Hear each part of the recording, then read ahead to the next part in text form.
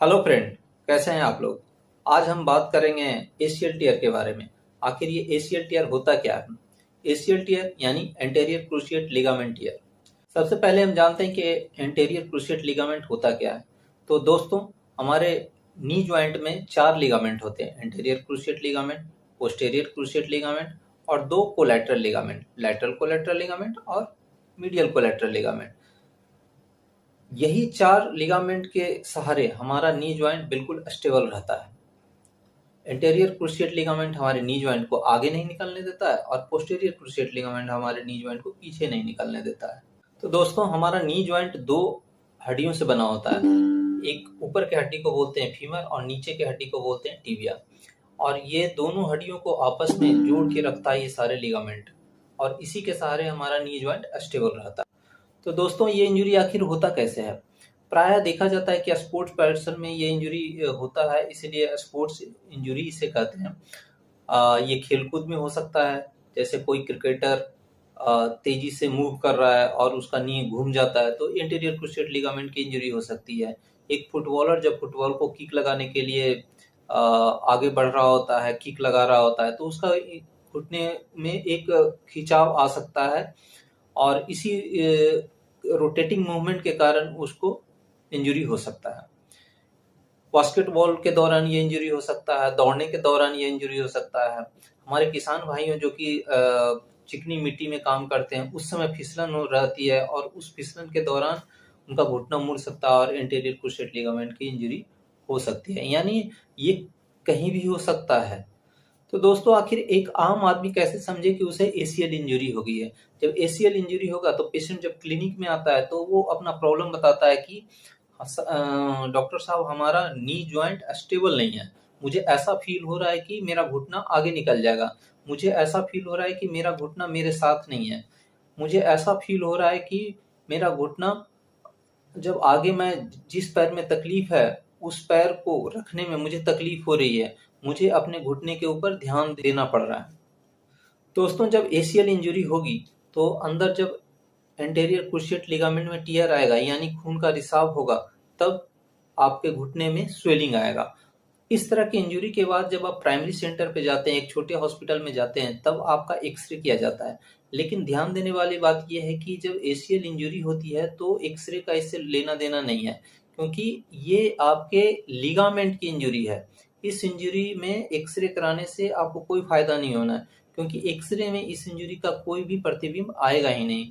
दोस्तों, इसके लिए एमआरआई कराना चाहिए। दोस्तों, जब एसीएल इंजरी होता है तो ये पार्शियल भी हो सकता है, कंप्लीट भी हो सकता है।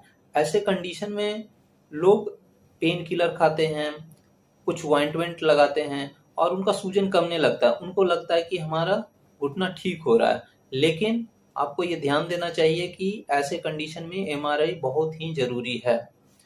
दोस्तों, जब ऐसा आपको महसूस हो कि आपको एसीएल इंजरी हुई है, आपका घुटना स्टेबल नहीं है, तो इनिशियली आपको ठंडे पानी यानी बर्फ की सिकाई करनी चाहिए। आपको गर्म पानी की सिकाई नहीं करनी है, कोई भी ऑइंटमेंट नहीं लगाना है, कोई भी मालिश नहीं करनी है। एसीएल इंजरी होने के बाद जो सबसे इम्पोर्टेंट चीज है वो है नी को स्टेबल करना, और नी को स्टेबल करने के लिए आपको नी के ऊपर एक नी ब्रेस लगा देना चाहिए। और इसके बाद आप किसी भी ऑर्थोपेडिक क्लिनिक में जाइए, किसी भी स्पोर्ट्स मेडिसिन क्लिनिक में जाइए और वहां कंसल्ट करें। दोस्तों, कई बार पार्शियल लिगामेंट इंजरी में क्या होता है कि धीरे धीरे वो घुटना ठीक हो जाता है और हम उसी घुटने के साथ चलते रहते हैं। धीरे धीरे उसमें मसल स्ट्रेंथनिंग होती है और हमें वो तकलीफ थोड़ी कम हो जाती है। लेकिन कई वर्षों के बाद भी जब वो आते हैं तो हमें ये बताते हैं कि हमारा घुटना बिल्कुल नॉर्मल घुटने के जैसा नहीं है, इसमें कुछ प्रॉब्लम है। कभी कभी घुटना आगे निकल जाता है। जब हम चलते हैं तो हमें सोच समझ के चलना होता है, हमें देखना होता है कि कहीं हमारा घुटना आगे ना निकल जाए। तो दोस्तों, ऐसे कंडीशन में हम कुछ टेस्ट करते हैं। लैचमैन टेस्ट करते हैं, एंटेरियर ड्रॉयर टेस्ट करते हैं। इससे हमें पता चल जाता है कि ये घुटने में क्या तकलीफ है, क्या एंटेरियर क्रूशिएट लिगामेंट की तकलीफ है या नहीं। इसके बाद हम एमआरआई करते हैं। एमआरआई से हमें ये पता चल जाता है कि ये लिगामेंट टियर जो है, एंटेरियर क्रूशिएट लिगामेंट टियर, वो पार्शियल है या कंप्लीट है। एमआरआई से ये भी पता चलता है कि जो पार्शियल टियर है या कंप्लीट पार्शियल टियर है वो कितना है, 10% है, 20% है, 30% है। एंटेरियर क्रूशिएट लिगामेंट इंजरी के अलावा कोई और एसोसिएटेड इंजरी तो नहीं है। वो भी इस टेस्ट से पता चल जाता है। दोस्तों, जब कभी भी आप एमआरआई टेस्ट करवाते हैं तो उसकी सीडी आप अपने साथ रखा करें। और इसके अलावा आप जब कभी भी इस तरह का एमआरआई करवाते हैं तो एक अच्छे एमआरआई सेंटर में अपने नी का एमआरआई करवाएं, ताकि हमें ये पता चल सके कि इंजरी कितनी है। दोस्तों, अगर एंटीरियर क्रूशिएट लिगामेंट का टियर पार्शियल है तब तो हम कंजर्वेटिव ट्रीटमेंट कर सकते हैं, और वैसे पेशेंट में जो कि एक स्पोर्ट पर्सन नहीं है उसमें ये कंजर्वेटिव ट्रीटमेंट काम करेगा। लेकिन अगर एक पर्सन जो कि पार्शियल टियर के साथ आता है लेकिन वो एक स्पोर्ट्स पर्सन है तो कंजर्वेटिव ट्रीटमेंट उसमें काम नहीं करेगा, उसमें हमें ऑपरेटिव में जाना पड़ेगा।